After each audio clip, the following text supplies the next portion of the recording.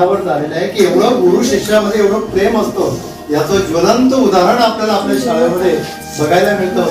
ही काही साधी गोष्ट नाही. यानंतर मी ठाकरे सरांना विनंती करतो की त्यांनी आपलं मनोगत त्या ठिकाणी व्यक्त करावं.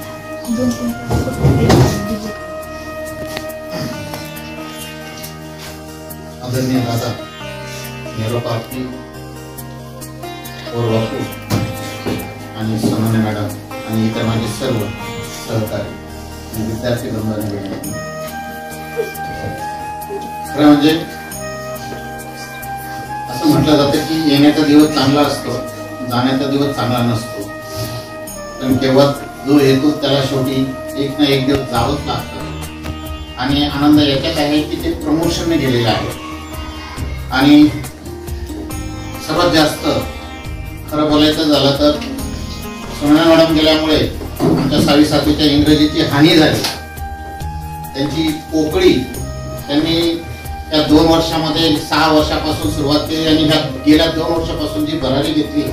मुंबईला एक विद्यार्थ्यांनी राज्यातून जेव्हा गेले तेव्हा खरोखर म्हणजे आपल्या सगळ्यांचा ऊर अभिमानाने भरून आला होता.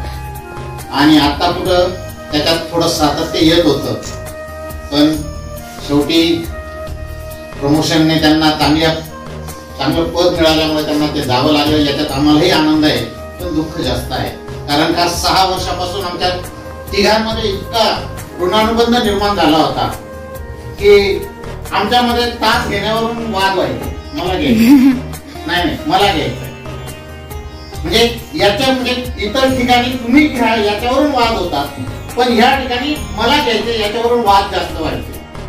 आणि माझ्या आयुष्यातले पदवीधर शिक्षक म्हटले की आमच्या तिघांमधला जो ऋणानुबंध आहे याच्या अगोदर मी कधी इतर पदवीधर शिक्षकांमध्ये झालेला नाही. आणि हा ऋणानुबंध कायम म्हणजे आपले जोपर्यंत आपल्या स्मृती आहेत, रिटायर झाल्यानंतर ते स्मृती असतील, आठवणी असतील, त्याच्यामध्ये ही एक गोल्डन मेमरी आहे. आणि गोल्डन मेमरी का की प्रत्येक जण त्याच्या विषयाला न्याय देण्याचा प्रयत्न करत होता. आणि याच्यामुळे विद्यार्थी पण त्या विद्यार्थ्यांना पण जरा हुरूप येत होता. और बापू म्हणजे काय, शांततेचा महामेरू. म्हणजे काय एखादं गोष्ट कितीही समोर काय होत असेल पण शांत कसं राहावं हे और बापूंकडून शिकावं. आणि स्थितप्रज्ञता ही म्हणतात. म्हणजे त्यांचं वागणं ज्यांना समजलं, मला वाटत नाही की त्यांना नंतर काही अडचणी येतील. आणि और बापूंनी चुकूनही कधी कोणाला दुखावलंच नाही. म्हणजे कसाही प्रसंग असू द्या ते इतके धीराने सामोरे गेले असेल. यांच्या अगोदर त्यांच्यावर बायपास झालेले आहे, त्यांच्या कुटुंबातल्या त्यांच्या सौभाग्याने ती बायपास झालेली आहे. त्यांचे बरेच प्रसंग असे गेले, पण तरी सुद्धा त्यातून त्यांनी अतिशय पाऊल सुलाखून आपल्या अध्यापनात असू द्या किंवा आपल्या शाळेच्या ड्युटीत असू द्या, मला असं एकही दिवस वाटला नाही की कोर बापू कधी माझ्यापेक्षा लेट आले. चुकूनही एकही दिवस नाही. आणि हा आदर्श मला त्यांचा फार फार म्हणजे हवासा वाटला. आणि तुमचे जाण्यामुळे ह्या शाळेत नक्कीच खूप पोकळी भरून निघालेली आहे.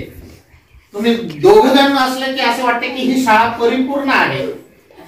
आज तुम्ही आहेत की असं वाटतंय की नाही आता खरं परिपूर्णता आलेली आहे, पण ती औट घटकेची परिपूर्णता आहे. परत तुम्ही जाणार ती पोकळी काय हे करून जाणार. आणि म्हणून मी परत तुम्हाला या नवीन ठिकाणी जाण्याबद्दलच्या मी परत मनपूर्वक शुभेच्छा देतो. आणि शुभेच्छा देताना माझ्याकडून काही मी काय शेवटी फाटक्या तोंडाचा आहे, जे असेल ते मी वेळीच व्यक्त होण्याचा प्रयत्न करतो. मी नंतर व्यक्त नाही होत, वेळीच व्यक्त होतो. काही तुमचे मन दुखावले गेले असतील माझ्याकडनं, मी अतिशय मनापासून दिलगिरी व्यक्त करून तुमची मनापासून माफी मागतो.